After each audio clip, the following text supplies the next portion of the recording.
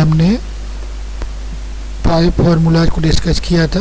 अब नेक्स्ट जो फार्मूला बनेगा हमारा लॉरेंज मैग्नेटिक फोर्स, ठीक है। When an charge particle enter in a uniform magnetic field it experience a force whose magnitude is given by Fm equal to QBB sin theta. इसका जो vector form होगा B cross B, QB cross B। B क्या है, velocity vectors है, और B magnetic field का direction है, magnetic field है, ठीक है। इसमें जब जो क्वेश्चन आता है इसमें कि condition, right the condition for which the charge particle enter in a uniform magnetic field experience zero force. तो जीरो फोर्स कहाँ से आ जाएगा, या तो वो रेस्ट में हो, बी इक्वल टू जीरो। दूसरा थीटा इक्वल टू 0 डिग्री हो, मतलब वो 0 डिग्री हो, मतलब मैग्नेटिक फील्ड की डायरेक्शन में ही मोशन कर रहा हो, या फिर 180 की अपोजिट डायरेक्शन में मोशन कर रहा होगा, तो उसमें कोई भी फोर्स नहीं लगेगा। और एक और होता है कि जब कोई चार्ज पार्टिकल 90 डिग्री पर एंटर करता है मैग्नेटिक फील्ड से, 90 डिग्री एंगल बनाएगा, तो वो सर्कुलर पाथ में मूव करने लगता है, सर्कुलर पाथ में। तो सर्कुलर पाथ में जब मूव करेगा तो उसकी एक रेडियस होगी, वो क्या होगी, mb/qb। इसके लिए आता है क्वेश्चन, या ऐसे न्यूमेरिकल्स आता है mb/qb। ये आता कहाँ से है, अगर कोई चार्ज पार्टिकल मैग्नेटिक फील्ड में सर्कुलर मोशन कर रहा है तो the necessary centripetal force is provided by Lorentz magnetic force, Lorentz magnetic force. तो इसके QBB sin थीटा किसके बराबर हो जाएगा, mb² के बराबर, mb²/r, ठीक है, mb²/r। तो यहाँ पर जब सॉल्व करेंगे तो r इक्वल टू ऐसा आ जाएगा।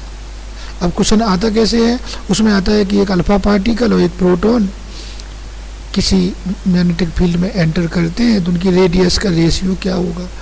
तो प्रोटॉन और अल्फा पार्टिकल को कंपेयर कर लेंगे, 1h1 होता है, तो अल्फा पार्टिकल का जो चार्ज होगा वो प्रोटॉन के चार्ज से डबल होगा, और उसका जो मास होगा वो प्रोटॉन के चार्ज से ट्वाइस होगा, 4 टाइम्स होगा। मास क्या होता है, 4 टाइम्स। तो हम जब कंपेयर करेंगे तो दोनों की रेडियस का रेशियो आ जाएगा। यहाँ पर जो फॉर्मूला नंबर 7 है, इसमें देखने को मिलता है कि 2 इन्फिनिटी वायर हैं, उनके बीच में कुछ करंट की वैल्यू दी होगी, कितना फोर्स लगेगा, ठीक है, डिस्टेंस भी दी होगी। तो इसका डेरिवेशन भी हमारे सिलेबस में है, आपने किया होगा, जनरली आता रहता है। लेकिन फार्मूला कैसे बनेगा, μ0 I1I2/2πr, ठीक है। तो इसको हम कैसे बना लेंगे, μ0/4π बना लेंगे। क्यों बना लेंगे न्यूमेरिकल्स के लिए, क्योंकि इसकी वैल्यू कितनी होती है, 10⁻⁻7, और बाद में फिर इनकी वैल्यू पुट कर देंगे तो हमारे पास क्वेश्चन सॉल्व हो जाएगा। तो क्या फार्मूला है, μ0/4π 2I1I2/r, ठीक है, ऐसे बनता है। एक फार्मूला बनता है इसमें, magnetic field due to straight infinite current carrying conductor.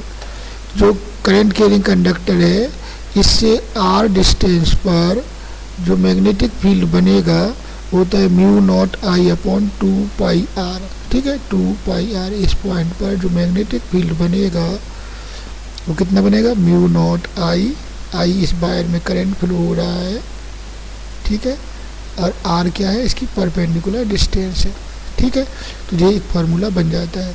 Solenoid के the magnetic field inside the solenoid कितना बनता है, μ0 Ni। n क्या होता है, total number of turns upon length of the solenoid, length पर नंबर ऑफ टर्न्स पर unit length, ठीक है। तो ऐसे जी बन जाता है μ0 N/Li। कैपिटल N यहाँ पर टोटल नंबर ऑफ टर्न्स है, और L क्या है, length of the solenoid, small n क्या है, नंबर ऑफ टर्न्स पर यूनिट लेंथ। तो ऐसे जो हमारा एक सोलेनोइड के अंदर हम मैग्नेटिक फील्ड फाइंड आउट कर सकते हैं। सोलेनोइड का एक और आता है यहाँ पर ग्राफ बनाने के लिए आता है मैग्नेटिक फील्ड का। तो हम क्या जानते हैं, सोलेनोइड की एंड पर जो मैग्नेटिक फील्ड होता है वो उसके सेंटर पर जो होता है एक्सिस पर उसका हाफ होता है। यहाँ पर अगर बी है तो ये कितना हो जाएगा, b/2 ऐसे बनेगा हमारा ग्राफ, ऐसे कुछ बनेगा। ठीक है, सर्कुलर लूप के सेंटर पर जो मैग्नेटिक फील्ड बनता है μ0I/2a। ठीक है, μ0I/2a at the centre of circular loop, μ0I/2a। ए क्या है, रेडियस ऑफ सर्कुलर लूप, आई क्या है, करंट है। ये कुछ फॉर्मूला हमें याद करके रखना है। गैल्वेनोमीटर में current sensitivity end voltage sensitivity होती है। तो करंट सेंसिटिविटी डेफिनेशन ही आती है, तो क्या होता है, phi/I, deflection per unit current, phi/I याद रखना। और वोल्टेज सेंसिटिविटी क्या है, phi/B, deflection per unit voltage. Formula होता है NBA/K, NBA/K, जहाँ पर n क्या है, नंबर ऑफ टर्न्स है उस आर्मेचर में, B यूनिफॉर्म मैग्नेटिक फील्ड है, A क्या है, उसका एरिया है आर्मेचर का, K क्या है, कांस्टेंट है। और अगर हम R से डिवाइड कर देते हैं इसको तो क्या बन जाएगा, B बन जाएगा यहाँ पर B। ठीक है, मतलब phi/I। और अगर हम इसमें R से मल्टीप्लाई कर देते हैं तो ये क्या बन जाएगा, B बन जाएगा। तो यहाँ भी हमने R से मल्टीप्लाई कर दिया तो क्या बन जाएगा, वोल्टेज सेंसिटिविटी। अब एक क्वेश्चन आता है कि जब नंबर ऑफ टर्न्स बढ़ते हैं तो करंट सेंसिटिविटी बढ़ती है, लेकिन ज़रूरी नहीं है कि वोल्टेज सेंसिटिविटी इंक्रीज हो। सही है, क्योंकि यहाँ पर रेजिस्टेंस है, नंबर ऑफ टर्न्स बढ़ाएंगे तो कॉइल का रेजिस्टेंस भी बढ़ेगा। तो रेजिस्टेंस कहाँ पर है, डिनोमिनेटर में है। तो कोई ज़रूरी नहीं है कि वोल्टेज करंट सेंसिटिविटी बढ़े तो वोल्टेज सेंसिटिविटी भी बढ़ेगी, क्योंकि रेजिस्टेंस भी साथ साथ बढ़ेगा। रेजिस्टेंस के कितना बढ़ रहा है उस पर डिपेंड करेगा। नेक्स्ट होता है हमें conversion of galvanometer into ammeter. तो एक गैल्वेनोमीटर को अमीटर में कैसे कन्वर्ट करते हैं, देखो पैरेलल में एक सेंट वायर लगा देते हैं, सेंट वायर, तो करंट यहाँ से डिवाइड हो जाती है, I-IG और यहाँ पर IG। जो फॉर्मूला बनेगा हमारा क्या बनेगा, IG × G I-IG। ये क्या बन जाएगा हमारा, शंट रेजिस्टेंस की वैल्यू बन जाएगी। और एक आइडियल एमीटर की जो शंट की वैल्यू होती है वो 0 होती है, क्योंकि कम से कम होनी चाहिए ना, तो कम से कम कितनी होती है, 0। तो गैल्वेनोमीटर को एमीटर में कैसे कन्वर्ट कर सकते हैं, पैरेलल में एक शंट रेजिस्टेंस लगा के। शंट रेजिस्टेंस क्या होगा, शंट की वैल्यू कम वैल्यू की होती है, रेजिस्टेंस उसका बहुत कम होता है।